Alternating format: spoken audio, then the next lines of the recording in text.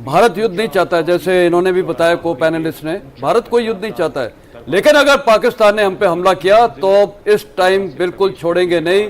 भारतीय नेवी भी, Indian navy भी इस टाइम काम करेगी सब कुछ, और इस टाइम ग्राउंड फोर्सेस भी ऑपरेट करेंगे। मतलब देखिए, पिछली बार हमने उनको मौका दे दिया। आज हम बात कर रहे थे कि वो ऑपरेशन पॉज हो गया था, अभी भी वैसे ऑप सिंदूर जारी है। और जैसे ये डिफेंस मिनिस्टर ने बोला था, पिक्चर तो भी बाकी है, तो वो ट्रेलर था।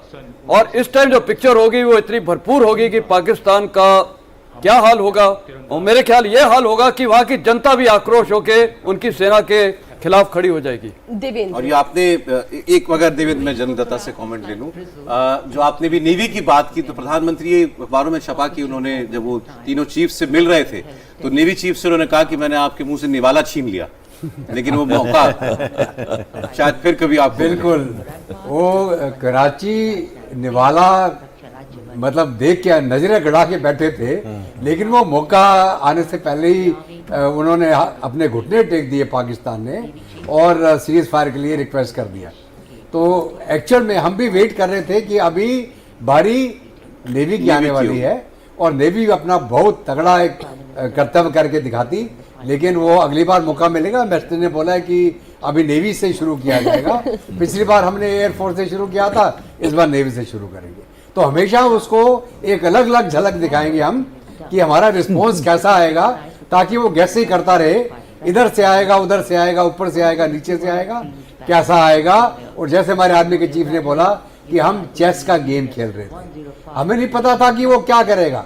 हम देखते थे अब ये मूव है, उसका क्या मूव आएगा, उसका जो मूव आएगा हम उसको काउंटर कैसे करेंगे। तो ये चेस का गेम है। और आर्मी के चीफ ने दोबारा ये बोला है कि फौज को जंग के लिए तैयार रहना चाहिए।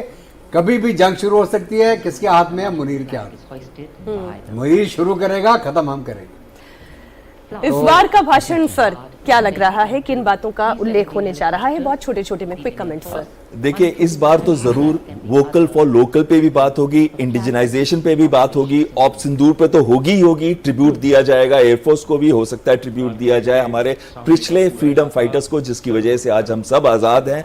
और ये बहुत इंपॉर्टेंट चीज है, जो जियो पॉलिटिकल डिसरप्शंस चल रहे हैं और खासकर फार्मर्स के हित के बारे में प्राइम मिनिस्टर जरूर बात करेंगे। और आखिरी चीज जो है, जो डिफेंस टेक्नोलॉजी और डिफेंस एक्सपोर्ट्स जो हम बहुत तेजी से कर रहे हैं, और जो हमारे इंडिजिनस डिफेंस सिस्टम ने जो एक कंट्रीब्यूशन मेजर दिया है इस युद्ध के अंदर। लास्ट चीज मैं कहना चाहता हूं, जो ये बात चल रही थी अभी युद्ध की, तो जितनी इंटीग्रेशन हमारी आर्म्ड फोर्सेस की थी, आर्मी, नेवी और एयरफोर्स की, उतनी इंटीग्रेशन अगर ऑपोजिशन पॉलिटिकल लीडर्स हमारे साथ होते तो ये देश कहां का कहां पहुंच चुका होता अब तक। विनोद जी,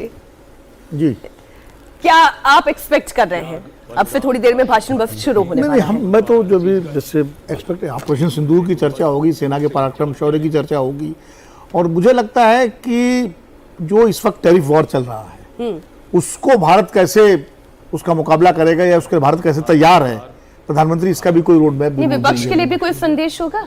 हो सकता है, विपक्ष संदेश हो सकता है, ना भी दें, क्योंकि स्वतंत्रता दिवस है तो कोई ऐसी बात ना करें जिससे राजनीति को भी हो, ये भी हो सकता है। लेकिन मुझे लगता है कि ज्यादा फोकस जो है, जो ग्लोबल चुनौतियां इस वक्त हैं, उसमें भारत की क्या भूमिका होगी और भारत कैसे उसमें उनसे निपटेगा और अपने को तैयार कर रहा है।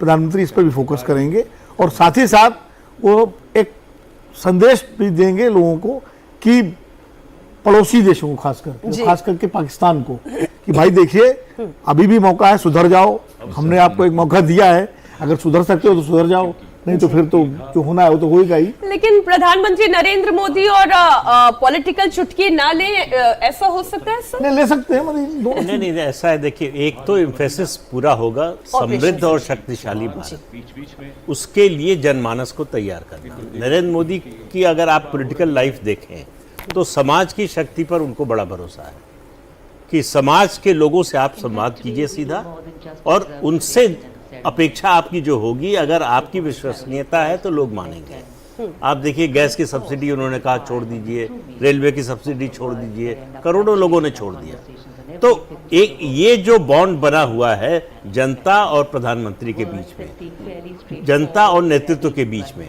ये किसी भी देश के लिए बहुत बड़ी चीज होती है। और वही उनकी सबसे बड़ी ताकत है। आप देख लीजिए, नोटबंदी का समय हो या जीएसटी का हो, जो भी बड़े फैसले लिए, उन्होंने जो फैसले लिए वो फैसले लेना आसान नहीं था, बड़ा जोखिम भरा था, और पॉलिटिकल दृष्टि से देखें तो बहुत ज्यादा जोखिम था। फिर भी उन्होंने फैसले लिए क्योंकि उनको भरोसा था दो बातों का, ये फैसला मैं राष्ट्र हित में ले रहा हूं और लोग मेरा साथ देंगे। और आपने जो कहा कि लोग, समाज की शक्ति पर उनको भरोसा है, और ये ऐसा मौका तो कोई होता नहीं पूरे साल में। आप किसी सरकारी कार्यक्रम के अवसर में बोलते हैं, किसी स्मॉल ऑडियंस से बात करें, किसी चुनावी रैली